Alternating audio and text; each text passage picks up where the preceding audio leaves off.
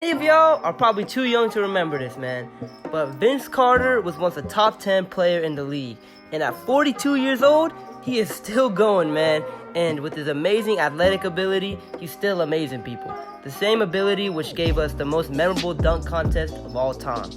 As a star in high school at Mainland High School in Daytona Beach, Carter was the highest ranked player in his class. He attended North Carolina, where Carter and fellow star Antawn Jamison helped the Tar Heels to consecutive Final Four appearances. And in May of 1998, Carter declared for the NBA draft. Carter was drafted with the 5th overall pick by the Golden State Warriors, but the Warriors traded the pick to Toronto for his fellow college teammate, Antawn Jamison. And let's be real, man. Antawn Jamison was a pretty solid player, man. He had some pretty good years with the Wizards, and then he went to the Cavs. It was kind of boo-boo, but he was pretty solid. But let's be real, man. He is not no damn Vince Carter. So the Warriors, they got fucking fleeced. So Carter joined the new expansion team that was created 2 years earlier in Toronto, and he went on to win Rookie of the Year, man, averaging 18.3 points on 45% shooting, and led Toronto to 47 wins in their 1998 lockout year. Alright, because this year was a lockout. But then the next year, Carter showed that he was a legit star. Carter's second season was one for the books. He led the Raptors to their first ever playoff appearance, and Carter was named to the All-NBA third team, averaging 25.7 points per game, which was the 4th highest in the league at that time. And during All-Star Weekend, he put on a show for the people that nobody will ever forget.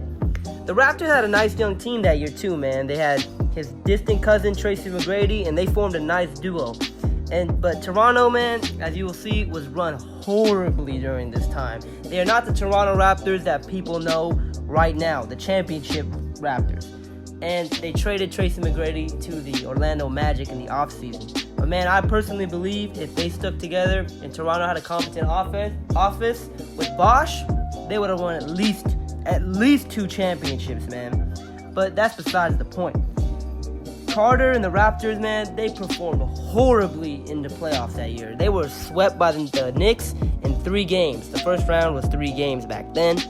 And then, second year, man, 2001, which is basically Carter's best season in his career. He averaged 27.6 points per game and was an all-star selection, second team All-NBA, and the Raptors made the playoffs for the second time in franchise history. And he got revenge on the New York Knicks, man, beating them 3-2 to advance to the second round. Then, in probably one of the best playoff series ever, the Toronto Raptors faced the Philadelphia 76ers, man. Vince Carter versus Allen Iverson. 2 offensive juggernauts, man. And they put on a clinic game after game. They traded blows. And the shit went to a 7-game series, which saw Carter drop 50 points and hit 7 threes, which is an NBA record. Alright? But during the game, man, game 7, Raptors down by 2.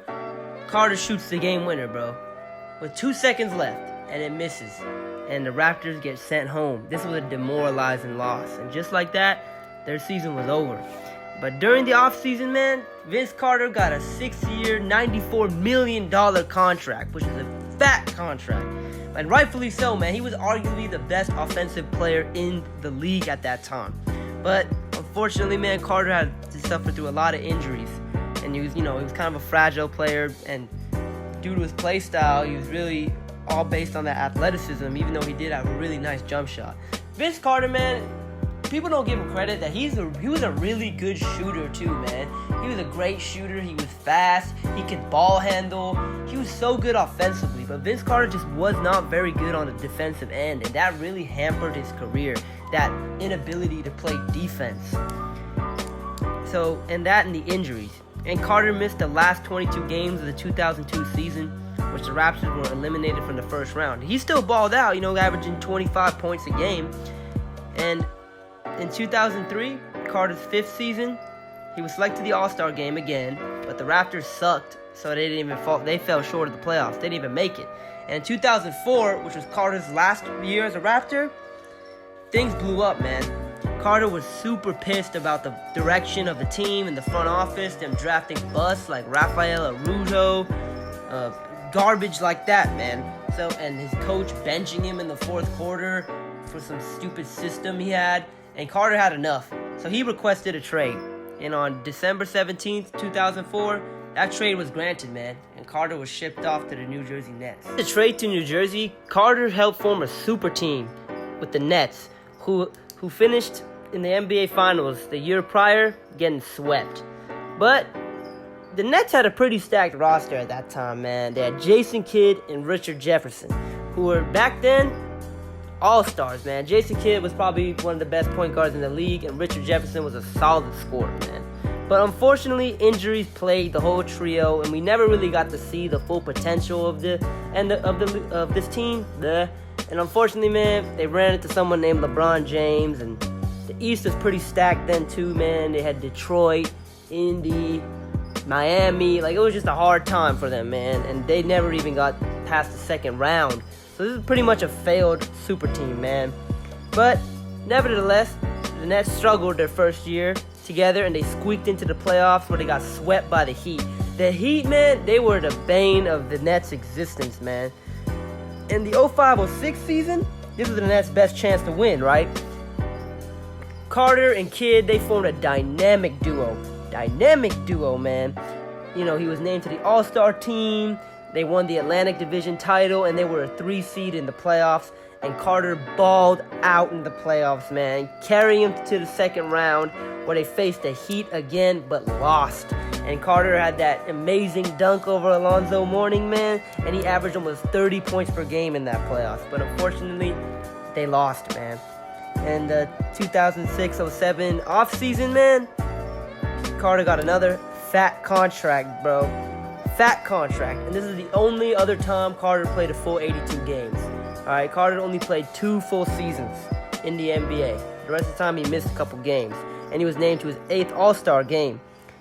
But New Jersey made the playoffs, but they lost to LeBron in the second round. Because, you know, LeBron was insane, bro. LeBron is a generational talent, bro.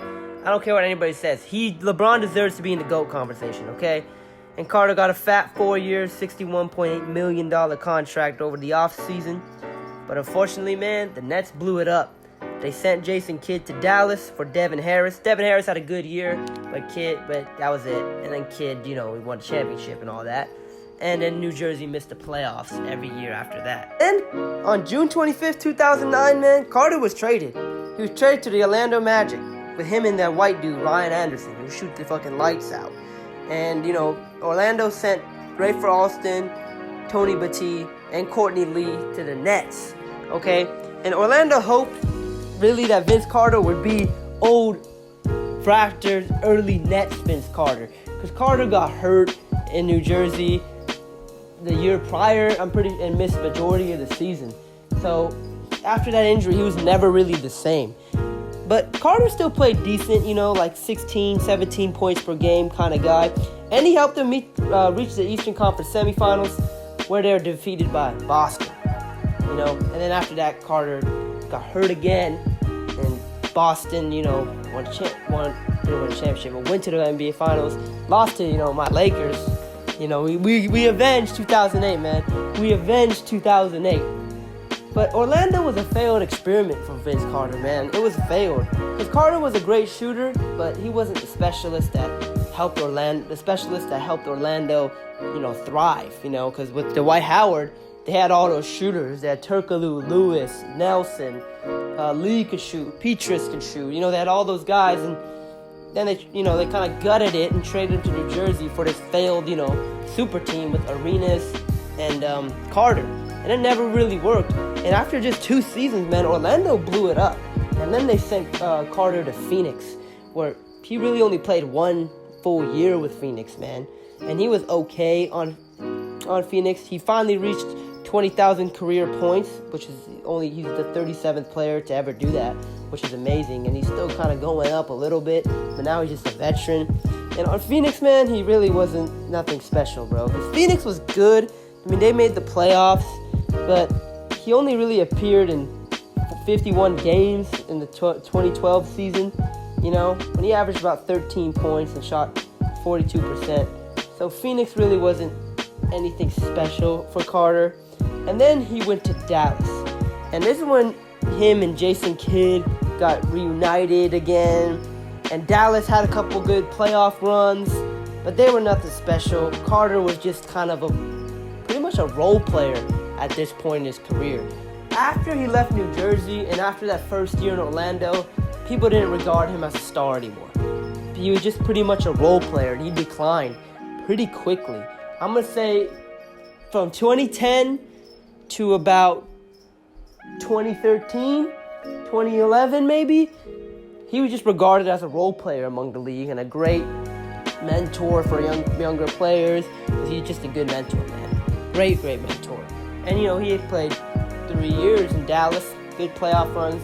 He's averaged about like 10 points, something like that. It's really nothing special. And then he signed a deal with Memphis where he had that really touching moment when he went back to Toronto. That was really nice. That was really nice to see that Toronto finally embraced him and thanked him for all he did. And ever since then, man, he's just been a journeyman. Ever since 2017. Because he went to SAC, and now he's on Atlanta. This is just a little bio video on Vince Carter. I'm thinking about doing these more often because I actually really like doing this because I'm a huge sports fan, especially with players I love like Vince Carter. He's my second favorite basketball player of all time.